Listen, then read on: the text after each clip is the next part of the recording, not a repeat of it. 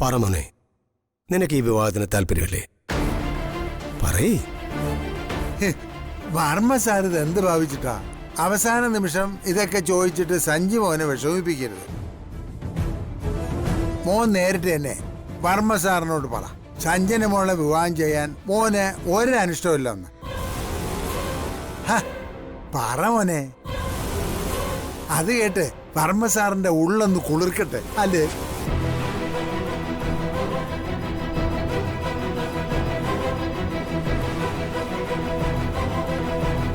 ഈ കല്യാണത്തിന് എനിക്കൊരു എതിർപ്പുമില്ല. കേട്ടില്ലേ വർമ്മ സാറ്? വർമ്മ സാറിന്റെ സംശയം മാറിയ സ്ഥിതിക്ക് ഇനി നമുക്ക് അങ്ങോട്ട് പോവാം.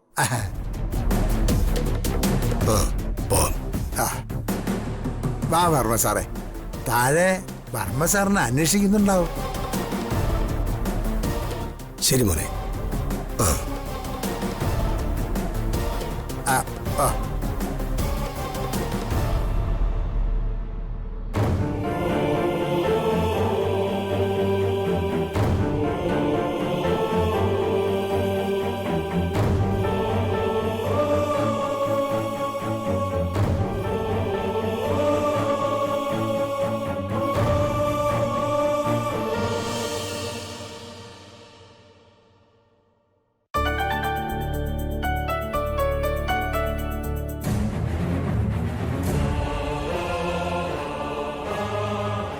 ലച്ചു, ഞാൻ ദേ ഇവിടെ.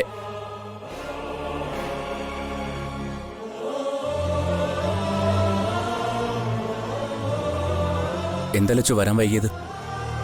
എന്തിനാ എന്നെ കാണുന്നു പറഞ്ഞത്? ലച്ചുന് തന്ന വാക്ക് പാലിക്കാൻ എനിക്ക് കഴിഞ്ഞില്ല. സ്വാതിയെ കതിർമണ്ഡപത്തിലേക്ക് എത്തിക്കാൻ ഞാൻ കൂടി ഉണ്ടാവുന്നല്ലേ പറഞ്ഞത്. ലച്ചു എന്നോട് ക്ഷമിക്ക്. വാക്ക് പാലിക്കാൻ കഴിയാത്തവൾ ഞാനല്ലേ? എന്നെ വിശ്വസിച്ച ഒരു മനുഷ്യൻ കതിർമണ്ഡപത്തിലേക്ക് കയറാൻ പോകുന്ന അദ്ദേഹം ചേച്ചിയെ കൊണ്ടുപോകാൻ ഇവിടെ വന്നതാ. അന്ന് ഞാൻ ആ മനുഷ്യനെ തടഞ്ഞു. അല്ലായിരുന്നെങ്കിൽ ചേച്ചി അന്ന് ഇവിടുന്ന് എടുത്തോണ്ട് പോയേനെ. വിഷവും കൈ കരുതി ഒരു മനുഷ്യനെ കതിർമണ്ഡപത്തിലേക്ക് അയക്കേണ്ടി വന്ന പാപിയായി ഞാൻ തീർന്നു.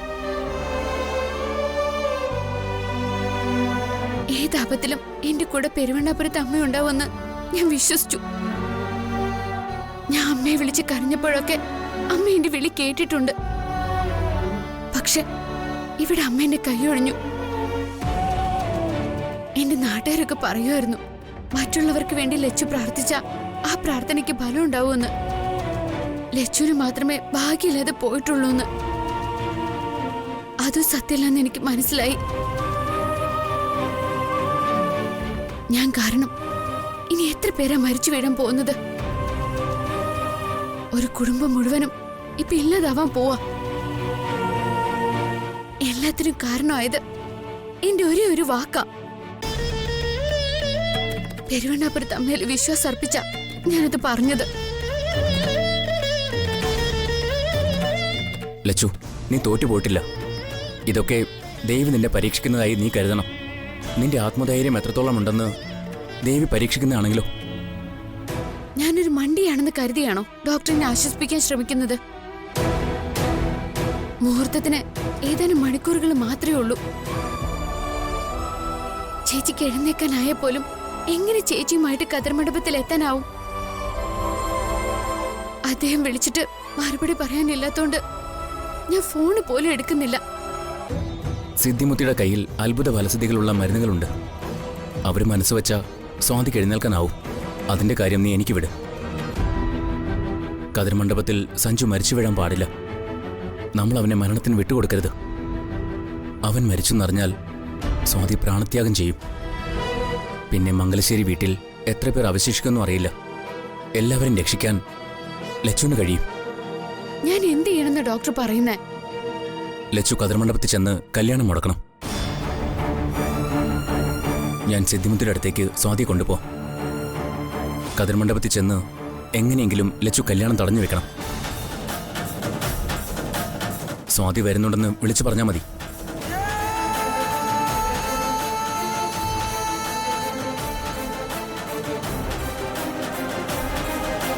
ഇത് നമ്മൾ നടത്തുന്ന അവസാനത്തെ കളിയാ.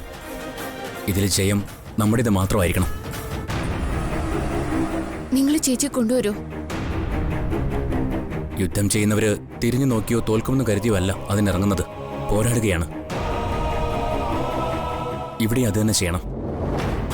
അവസാന നിമിഷം വരെയും പോരാടണം. ഇത് പറയാനാ ഞാൻ ലച്ചുവിനെ വിളിപ്പിച്ചത്.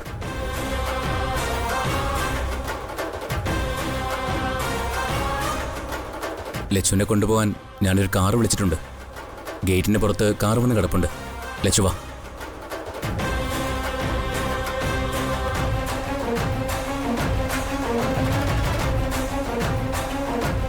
ചേച്ചി വന്നാലും ഇല്ലെങ്കിലും സഞ്ജുവിന്റെ താലി സഞ്ജനയുടെ കഴുത്തിൽ വീടില്ല.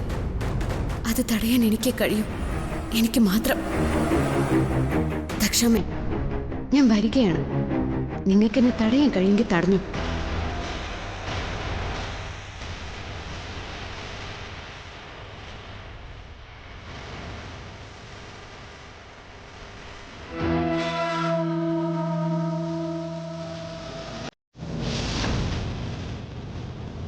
ഞാൻ പറഞ്ഞത് മനസ്സിലായല്ലോ. ദേ, ആർക്കും ഒരു സംശയം ഉണ്ടാവരുത്.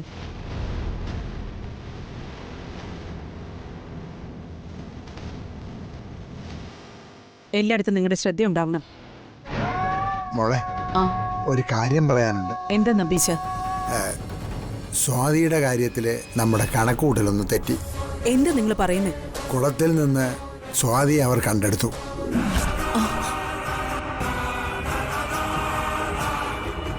ആരാ നമ്പീശനെ വിളിച്ച് ഈ വിവരം പറഞ്ഞത്? അല്ല, ഞാൻ ചികിത്സയ്ക്കായി മനയിലെത്തിച്ച ആള് തന്നെയാ വിവരം വിളിച്ചു പറഞ്ഞത്. സ്വാതിയെ കാണാതെ വന്ന പരക്കെ അന്വേഷണം ഉണ്ടാവുമെന്ന് ഞാൻ പറഞ്ഞതല്ലേ. പക്ഷേ ഇതെങ്ങനെ ഇത്ര പെട്ടെന്ന്?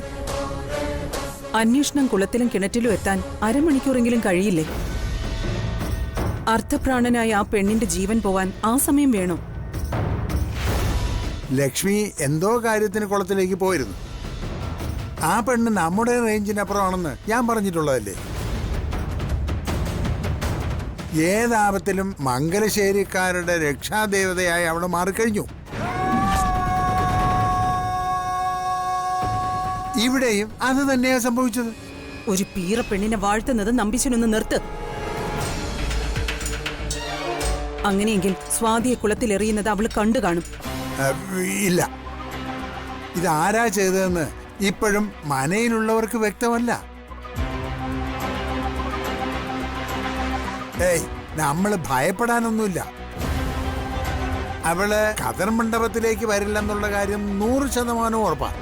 എങ്ങനെ ഞാനിത് വിശ്വസിക്കും? ലക്ഷ്മി ഒരു മായാജാലക്കാരിയാണെന്നല്ലേ നമ്പീശൻ പറഞ്ഞു വെച്ചിരിക്കുന്നത്. ഇതുവരെ ഇല്ലാത്തൊരു ഉൾഭയം എനിക്കിപ്പോ തോന്നുക. ഞാനിങ്ങനെ സംഭവിക്കുമെന്ന് തീരെ പ്രതീക്ഷിച്ചില്ല. അതെ, ഞാൻ മോളോട് പറയണ്ടെന്ന് കരുതിയ ഒരു കാര്യം കൂടിയുണ്ട്. അതെനിക്ക് പറയാതിരിക്കാൻ പറ്റില്ല. എന്താ നമ്പീശ? വർമ്മ സാറ് എന്നെയും കൂട്ടി സഞ്ജുവിനെ പോയി കണ്ടിരുന്നു. വർമ്മ സാറ് സഞ്ജുവിനോട് ഈ വിവാഹത്തിന് താല്പര്യമില്ലേ എന്ന് ചോദിച്ചു. നമ്പീശ, എന്നിട്ട് സഞ്ജു എന്താ പറഞ്ഞത്? അല്ല, അവനെ എതിർത്തൊന്നും പറഞ്ഞില്ല. ചന്ദ്രവർമ്മ സാറിന്റെ സംശയം ഇപ്പൊ മാറിയിട്ടുണ്ട്. ടെൻഷൻ ആവേണ്ട കാര്യമില്ല. മല്ലികേ, മല്ലികേ, നീ ഒന്നിങ്ങോട്ട് വന്നേ.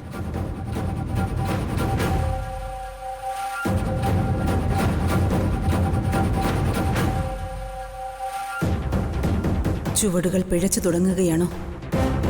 ഒരു അടുക്കളക്കാരി പെണ്ണിന്റെ മുന്നിൽ ദക്ഷയ്ക്ക് തോറ്റുകൊടുക്കേണ്ടി വന്ന ഇല്ല, ഞാൻ തോൽക്കില്ല. തോൽവിയുടെ കാലം കഴിഞ്ഞു വന്നവളാ ഈ ദക്ഷ.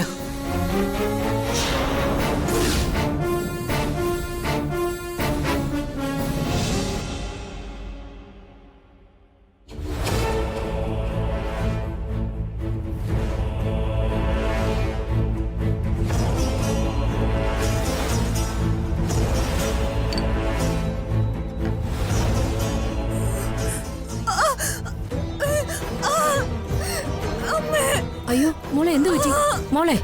അയ്യോ മോളെ, എന്തു പറ്റി?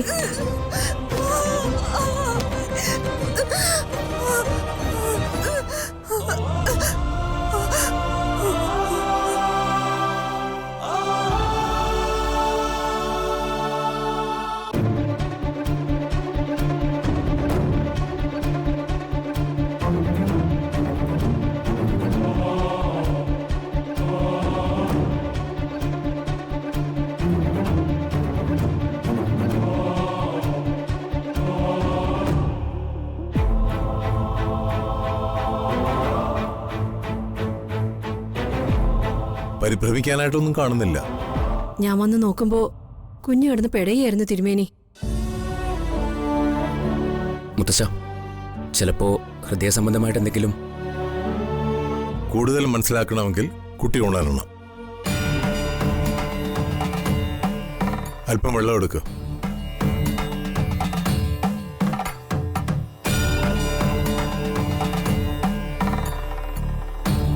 ഇതാ തിരുമേനി.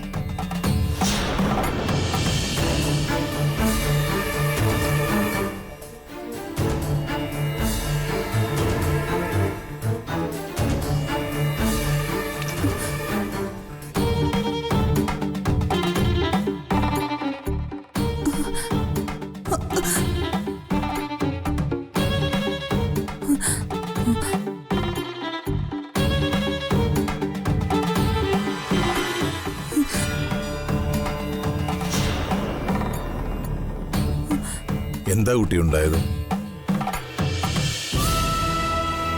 ഓർത്തെടുക്കാൻ കഴിയുന്നുണ്ടോ?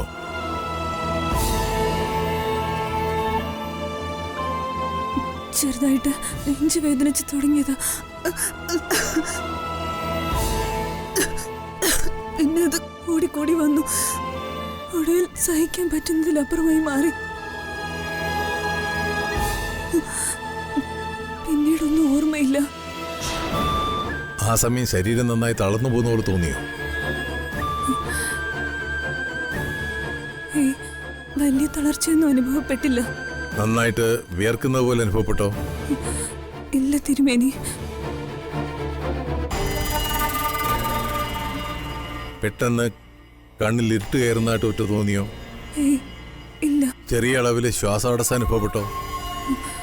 വേദന അസഹനീയമായി തോന്നിയപ്പോ ശ്വാസം മുട്ടും പോലെ തോന്നി. ഗോവിന്ദ, പ്രശ്നം ഹൃദയത്തിനല്ല, ശ്വാസകോശത്തിനാ. ലക്ഷണവശാൽ ശ്വാസകോശത്തിൽ വെള്ളം കടന്നു ചെല്ലാനുള്ള സാധ്യതയുണ്ട്. അത് ഉറപ്പുവരുത്തണം. ഭയപ്പെടേണ്ട ഒന്നും തന്നെയില്ല. ഇനിയിപ്പോ നമുക്ക് എന്ത് ചെയ്യാൻ കഴിയും മുത്തശ്ശ? കൃത്യവും വ്യക്തവുമായ ഒരു പരിശോധന അത്യാവശ്യമാണ്. നല്ലൊരു ഹോസ്പിറ്റലിൽ കണ്ടെത്തി സ്കാനിങ്ങും മറ്റനുബന്ധ പരിശോധനകളും അടിയന്തരമായിട്ട് നടത്തണം. എത്രയും വേഗം വിവരം കുട്ടിയുടെ രക്ഷിതാക്കളെ അറിയിക്കണം. അവരിവിടെ ഇല്ല തിരുമേനി. അവരൊരു ക്ഷേത്രത്തിൽ പോയിരിക്കോ? ഗോവിന്ദ, അവരെ എത്രയും വേഗം ഫോണിൽ ബന്ധപ്പെട്ട് വിവരം അറിയിക്കുക. ശരി മുത്തശ്ശ. സമാധാനമായിട്ട് വിശ്രമിക്കൂ. സാക്ഷാൽ നീലകണ്ഠന്റെ തുണ എപ്പോഴും ഉണ്ടാവും. കുട്ടിയെ പ്രത്യേകം ശ്രദ്ധിച്ചോണം കേട്ടോ. ശരി തിരുമേനി.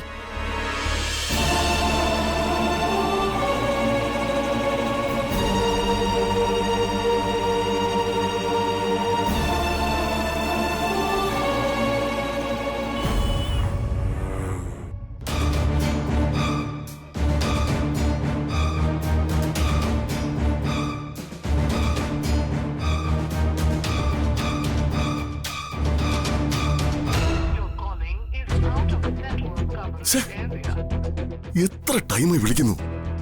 Out of coverage area. Lakshmi എന്താ ശൂന്യാകാശത്തോലാണോ? ഇനി എന്തർത്ഥത്തിലാണ് നിന്നെ പ്രതീക്ഷിച്ച് കാത്തിരിക്കേണ്ടത്? വരുമെന്നൊരു വാക്ക് നിന്നിൽ നിന്ന് ഇപ്പോൾ കിട്ടിയിരുന്നെങ്കിൽ അത് ഞങ്ങൾക്ക് തരുന്ന ധൈര്യം ചെറുതല്ല. എല്ലാ പ്രതിസന്ധികളെയും പ്രതിബന്ധങ്ങളെയും ചങ്കൂറ്റത്തോടെ നേരിട്ടാന് ഇപ്പൊ ധൈര്യം ചോർന്നു പോവാ മോളെ. എന്തു പറഞ്ഞാണ് ഞാൻ സഞ്ജുവിനെ ആശ്വസിപ്പിക്കേണ്ടത്? ഇപ്പോൾ ജീവിതത്തിനും മരണത്തിനും ഇടയിലാണ് സഞ്ജു. ഏത് വിധത്തിൽ അവസാനിപ്പിക്കണമെന്ന് നീയാണ് തീരുമാനിക്കേണ്ടത് ലക്ഷ്മി. അവന്റെ മരണത്തിന് വിട്ടുകൊടുക്കാൻ എനിക്കാവുന്നില്ല മോളെ. ഇനിയും വൈകിയാൽ അത് തന്നെ സംഭവിക്കും.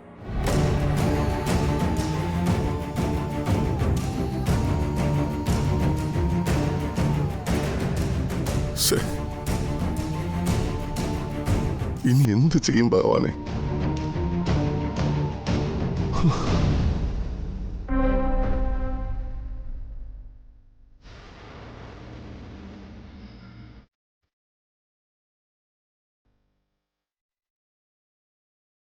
മോനെ, ലക്ഷ്മി വരില്ല അല്ലെങ്കിലേ അത് തീർത്ത് പറയാറായിട്ടില്ല മോനെ. അവള് വരുമെന്ന് തന്നെയാണ് എന്റെ പ്രതീക്ഷ. അങ്ങനെ ഒരു ഉറപ്പ് ഈ നിമിഷം വരെ ലക്ഷ്മിയിൽ നിന്ന് അങ്കിളിന് കിട്ടിയോ? മോനെ, അത് ഇല്ലല്ലേ? പിന്നെ എന്തടിസ്ഥാനത്തിലാ അങ്കിൾ ഇനിയും പ്രതീക്ഷ വെച്ചോണ്ടിരിക്കുന്നത്? ഇല്ലാത്ത പ്രതീക്ഷ എനിക്ക് മുമ്പിൽ ഉണ്ടെന്ന് വരുത്തി തീർക്കാൻ അങ്കിൾ ഒരുപാട് ബുദ്ധിമുട്ടുന്നുണ്ട്. ഇനി അത് വേണ്ട അങ്കിളെ. ഇല്ല മോനെ, ഞാൻ ഇപ്പോഴും ലക്ഷ്മിയെ ഫോണിൽ ട്രൈ ചെയ്തുകൊണ്ടിരിക്കുകയായിരുന്നു. പക്ഷെ കിട്ടുന്നുണ്ടായിരുന്നില്ല. ചിലപ്പോൾ അവൾ ഇങ്ങോട്ടുള്ള യാത്രയിലായിരിക്കും. കൃത്യമായിട്ട് റേഞ്ച് കിട്ടാത്ത ഏതെങ്കിലും ഒരു ഏരിയയിലായിരിക്കും. അതായിരിക്കും ഫോൺ എടുക്കാത്തത്. അവൾ വരും മോനെ. അങ്കിളിന്റെ മനസ്സ് ഇപ്പോഴും അത് തന്നെയാ പറയുന്നത്. വല്ലാത്തൊരു പ്രതിസന്ധിയിലാണല്ലോ ഈശ്വര എന്നെ തള്ളിവിട്ടിരിക്കുന്നത്.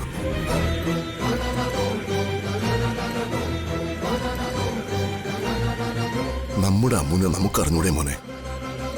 എന്തെങ്കിലും ഒരു സാധ്യതയുണ്ടെങ്കിൽ അവൾ ഇവിടെ എത്തിച്ചേരുക തന്നെ ചെയ്യും. ദൈവത്തിന്റെ അനുഗ്രഹം ആവോളം ഉണ്ടെങ്കിലും അവളും നമ്മളെപ്പോലൊരു മനുഷ്യജന്മമാ. ഇതിലേക്കുള്ള യാത്രയിൽ ഒരുപാട് വൈതരണികൾ മറികടക്കേണ്ടതായി വരും. അമ്മു എത്തുന്നുള്ള കാര്യത്തിൽ എനിക്ക് 100% ഉറപ്പാണ്. ചിലപ്പോൾ കൃത്യസമയത്തിന് എത്തിച്ചേരാൻ കഴിഞ്ഞെന്ന് വരില്ല. വലിയൊരു തടസ്സം സൃഷ്ടിച്ച് ദക്ഷയും കൂട്ടരും മറുവശത്ത് നിലയുറപ്പിച്ചിട്ടുണ്ടാവും. അതെല്ലാം കടന്നു വേണം അമ്മു ശ്രീകുട്ടിയും കൂട്ടി ഇവിടെ എത്താൻ. ചിലപ്പോൾ ഒരു അല്പം വൈകിന്ന് വരും. പക്ഷെ സംയമനത്തോടെ മോൻ പിടിച്ചു നിൽക്കണം. അവിവേകമൊന്നും കാണിക്കരുതേ. അങ്കിൾ പറയുന്ന മോൻ മനസ്സിലാവുന്നുണ്ടല്ലോ?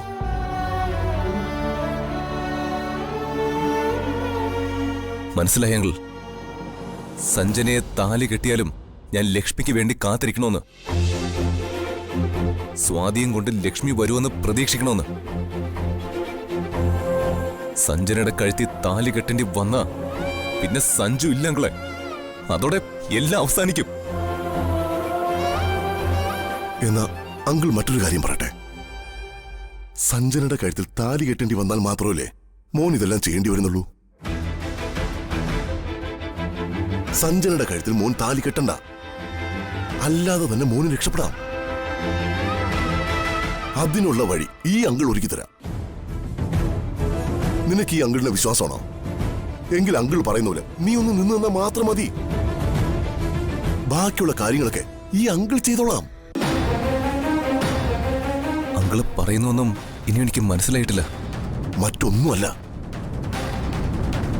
വിവാഹത്തിന് മുമ്പ് നമ്മൾ ഇവിടുന്ന് മുങ്ങുന്നു. ഒരു കുഞ്ഞുങ്ങൾ അറിയാതെ കൊണ്ടുപോകുന്ന കാര്യം ഈ അങ്കിളേറ്റു. എന്നെ മാത്രമാണോ? അതോ മംഗലശ്ശേരിയിലുള്ള മുഴുവൻ പേരെയും അങ്കിള് കൊണ്ടുപോവോ? മോനെ, നീ എന്താ ഇങ്ങനെയൊക്കെ സംസാരിക്കുന്നേ? അങ്കിള് പറയുന്ന പോലെയൊക്കെ ചെയ്താ ഒരുപക്ഷെ ഈ കുരുക്കിന്ന് എനിക്ക് രക്ഷപ്പെടാൻ കഴിഞ്ഞെന്ന് വരും. പക്ഷെ ബാക്കിയുള്ളവരോ? അവരെ രക്ഷ വെറുതെ വിടുമെന്ന് തോന്നുന്നുണ്ടോ? ഇപ്പൊ തന്നെ അവരെ ബന്ദികളെ പോലെ വെച്ചിരിക്കുക. അപ്പോ ഞാനായിട്ട് അവരെല്ലാം കൊലയ്ക്ക് കൊടുക്കണമെന്നാണ് അങ്കിള് പറയുന്നത്. എല്ലാവരെയും കൊലയ്ക്ക് കൊടുത്തോണ്ട് സഞ്ജുവിന് ഒരു ജീവിതം വേണ്ട. അത് ഞാൻ അറിയാം അങ്കിൾ. എന്നോടുള്ള സ്നേഹം കൊണ്ട് എന്റെ രക്ഷയ്ക്ക് വേണ്ടിയിട്ടാണ് അങ്കിൾ ഇങ്ങനെയൊക്കെ ചിന്തിച്ചതെന്ന് എനിക്കറിയാം.